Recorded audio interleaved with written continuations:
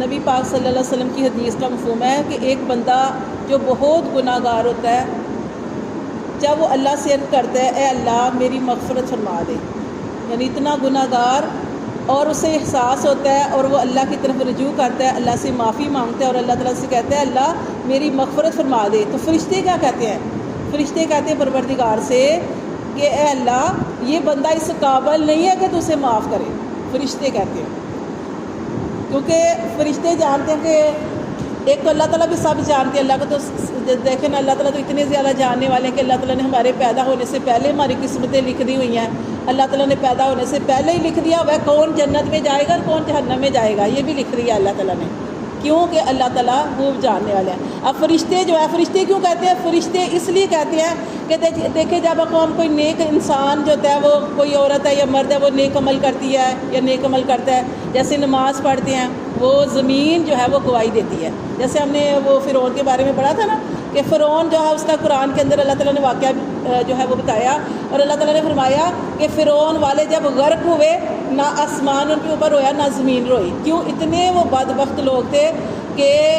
زمین بھی نہیں روئی، آسمان بھی نہیں رویا، کیونکہ زمین کے اوپر گناہ ہی کرتے تھے، گناہ کرتے تھے۔ تو اب یہ جب نیک بندہ یا مومن بندہ کوئی اس دنیا سے جاتا ہے یا عورت اس دنیا سے جاتی ہے، تو جہاں جہاں پہ وہ نیکی کے اعمال کرتی ہے تو وہ جگہ روتی ہیں، اور انسان کے جو بھی رزق جو ہوتا ہے وہ اوپر سے نیچے اترتا ہے، اس لیے آسمان بھی روتا ہے۔ لیکن یہ فرشتہ کیوں اللہ تعالیٰ سے کہہ رہا ہے کہ اللہ یہ اس قابل نہیں ہے کہ تجھے معاف کرے، کیونکہ ساری زندگی اس نے غفلتوں میں گزار دی، تیری ناشکریوں میں گزار دی، تیری نافرمانی کر کے گزار دی، اب اللہ یہ تیرے پاس آیا ہے۔ تو اللہ تعالیٰ فرماتے ہیں کہ فرشتوں یہ اس قابل نہیں ہے کہ میں اسے معاف کروں، لیکن میں تو اس کا اہل ہوں نا کہ میں اس کو معاف کر دوں، میں اس کا اہل ہوں کہ اس کو معاف کر دوں، کیونکہ یہ میری طرف چل کے آ گیا۔ کیونکہ کیا حدیث قدسی بھی ہے کہ اللہ تعالیٰ ارشاد فرماتے ہیں کہ جب میرا بندہ میری طرف قدم اٹھاتا ہے، ایک قدم، تو اللہ فرماتے ہیں میں 2 قدم اس کی طرف بڑھاتا ہوں۔ جب میرا بندہ میری طرف چل کے آتا ہے تو میں دوڑ کر اس کو تھام لیتا ہوں۔ تو اللہ تعالیٰ فرماتے ہیں، یہ بھی اللہ تعالیٰ فرماتے ہیں کہ بندہ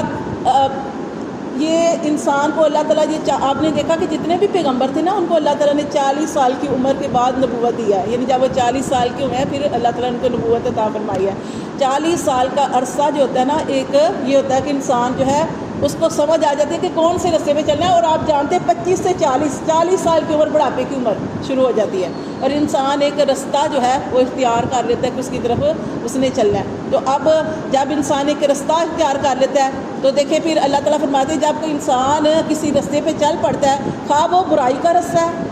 خواہ وہ نیکی کا رستہ ہے، جس طرف چل پڑتا ہے اللہ تعالیٰ اس کے لیے وہ راستے کھول دیتے ہیں۔ ایک بندہ گناہوں کی طرف جاتا ہے، گناہوں کی طرف جاتا ہے، اب اس کے لیے گناہ کرنا آسان، دوسری دفعہ آسان، تیسری دفعہ آسان، جیسے کوئی چوری کرتا ہے، پہلی چوری تھوڑی مشکل لگے گی، دوسری اسے جو آسان لگے گی، پھر آسان۔ تو اسی طرح جب کوئی عورت، پھر اس کے لیے وہ راہیں کھل جاتی ہیں۔ اللہ معاف کرے، یہ نہیں کہتی کہ اللہ کھول دیتے ہیں، لیکن یہ کہ وہ کیا ہوتا ہے نا کہ وہ کرتا ہے، پھر نڈر ہو کے کام کرتا ہے۔ اور جب وہ کوئی عورت یا مرد جو ہوتا ہے وہ نیکی کے کام کرتا ہے، نیکی کے کام پہ مطلب استقامت اختیار کرتے ہیں، تو اللہ تعالیٰ اس کے لیے وہ راہیں کھول دیتے ہیں۔ جس طرف انسان چلتا ہے اللہ تعالیٰ اس کو اس طرف چلا دیتے ہیں۔ لیکن یہ انسان کو سوچنا چاہیے کہ 40 سال کا عرصہ، یعنی کہ توبہ پہلے کرنی چاہیے، کہ جیسے ایک حدیث ہے نا جس میں ہم نے پڑھا تھا کہ نبی صلی اللہ علیہ وسلم کی حدیث کا مفہوم ہے کہ 7 لوگ قیامت والے دن اللہ کے عرش کے سائے کے نیچے ہوں گے۔ وہ سارے آپ جانتے ہیں کون کون سے ہیں۔ اس میں سے ہم نے ایک یہ بھی پڑھا تھا کہ وہ شخص کہ جس کو اللہ تعالیٰ جوانی میں اس طرف لے آئے، نیکی کی توفیق دے دے، اچھے کاموں کی توفیق دے دے۔ تو جو جوانی میں یا اس عمر میں، جوانی کی عمر میں اللہ کی طرف آ جاتا ہے، تو وہ یہ لوگ اللہ کو اتنے پیارے ہوتے ہیں کہ ان کی وجہ سے